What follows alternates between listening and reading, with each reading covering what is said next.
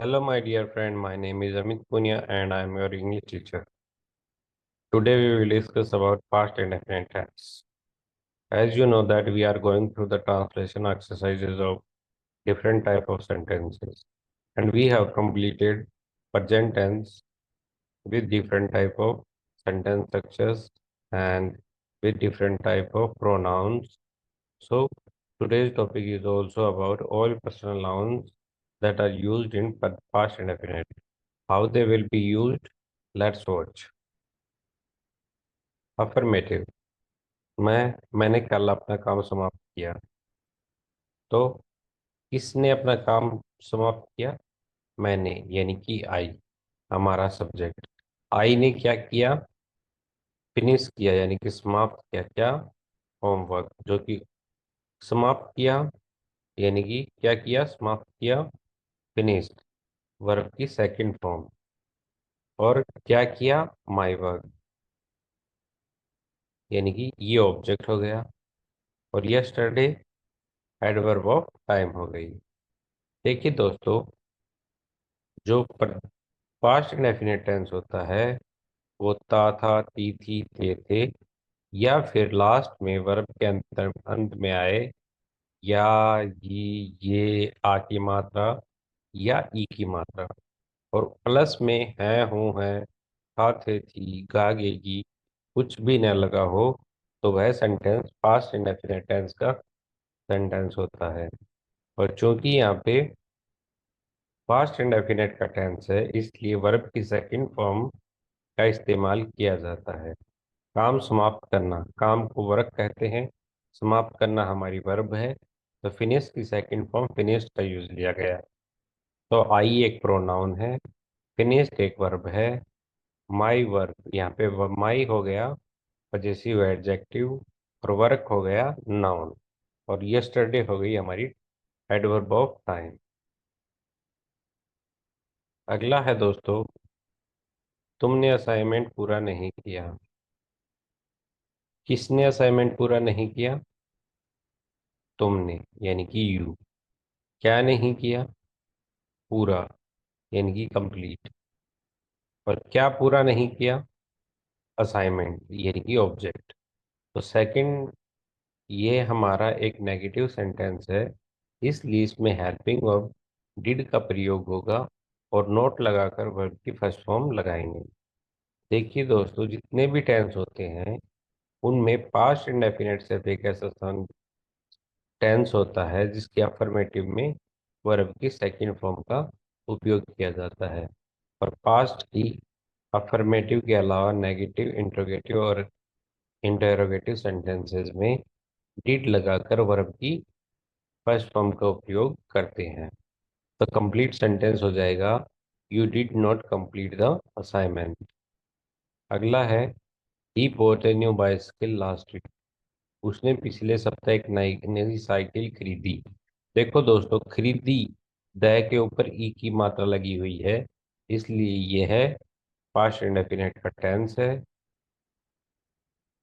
और हमारा सब्जेक्ट यहाँ क्या है? किसने साइकिल खरीदी? ही, यानी कि उसने। क्या किया? खरीदी। खरीदी को बाय कहते हैं, बाय की सेकंड फॉर्म बॉट। क्या खरीदी? एक नई साइकिल, ए न्यू बाइसिकल। कब खरीदी? Last week. लास्ट वीक हमारा एडवर्ब ऑफ टाइम हो गया। यहाँ पर बाइसिकल एक नाउन है, और उसकी विशेषता बता रहा है या उसमें कुछ ऐड कर रहा है, न्यू, जो कि हमारा एडजेक्टिव है। और ए एन, ए एक आर्टिकल है। अगला दोस्तों, क्या उसने कल मंदिर का दौरा किया? देखो लास्ट में क्या है? या। तो पास्ट इंडेफिनिट। और चूंकि ये इंटेरोगेटिव सेंटेंस है, और वो इंटेरोगेटिव सेंटेंस जिसकी शुरुआत क्या से होती है, जिसका आंसर हाँ या ना में निकलेगा, इसीलिए हम इसकी शुरुआत डिड यानी कि हेल्पिंग वर्ब से करेंगे। और किसने दौरा नहीं किया? उसने। एक लड़की माना है, तो सी। और दौरा करना यानी कि विजिट। और कहाँ? टेम्पल में। और कब? Yesterday. Did she visit the temple yesterday? यह ठीक से काम नहीं किया। यानी कि किसी वस्तु की बात हो रही है जिसे आपने बाय किया और वो ठीक से काम नहीं किया, तो आप दुकानदार को जाके बोलते हो इसने ठीक से काम नहीं किया या यह ठीक से काम नहीं किया। तो दोस्तों, ये कुछ इस तरह से बनेगा, इसने ठीक से काम नहीं किया, यह है, यानी कि इट हमारा सब्जेक्ट हो गया। इसने क्या किया, नॉट वर्क, इसने क्या नहीं किया, वर्क यानी कि काम। कैसे नहीं किया, प्रॉपरली, हमारी एडवर्ब ऑफ मैनर। और नेगेटिव सेंटेंस इसलिए डिड प्लस नॉट का उपयोग करेंगे, it did not work properly. अगला है दोस्तों वी का अफर्मेटिव सेंटेंस। हमने कल रात एक फिल्म देखी। किसने कल रात एक फिल्म देखी, हमने। तो सब्जेक्ट आ गया वी। क्या देखी, मूवी, हमारी ऑब्जेक्ट आ जाएगा। हमने कल मूवी को क्या किया, देखा, तो हमारी वर्ब है वॉच। तो we watch a movie last night. अगला है, क्या उन्होंने समय पर परियोजना पूरी की। परियोजना यानी कि प्रोजेक्ट, और चूंकि ये एक इंटेरोगेटिव सेंटेंस है जिसकी शुरुआत क्या से हो रही है, तो हम सबसे पहले डिड लगाएंगे। फिर हमारा सब्जेक्ट, किसने परियोजना पूरी की, उन्होंने, दे, और पूरा करना वो कहते हैं फिनिश। तो डिड लगने के बाद वर्ब की फर्स्ट फॉर्म का उपयोग होता है। और क्या पूरा किया, प्रोजेक्ट, ये प्रोजेक्ट हमारा ऑब्जेक्ट हो गया। और कब पूरी नहीं की, कब पूरी की, ऑन टाइम, समय पर, यह हमारी एक प्रीपोजिशनल एडवर्ब हो गई। अगला है दोस्त, क्या उसने पर्सन नहीं समझा। तो सेम ऊपर वाले की तरह ही बनाएंगे। डिड हमारा सब्जेक्ट है ही, नोट लगाएंगे, और समझना को अंडरस्टैंड कहते हैं। और क्या नहीं समझा, क्वेश्चन, क्वेश्चन हमारा ऑब्जेक्ट हो गया। तो did he not understand the question.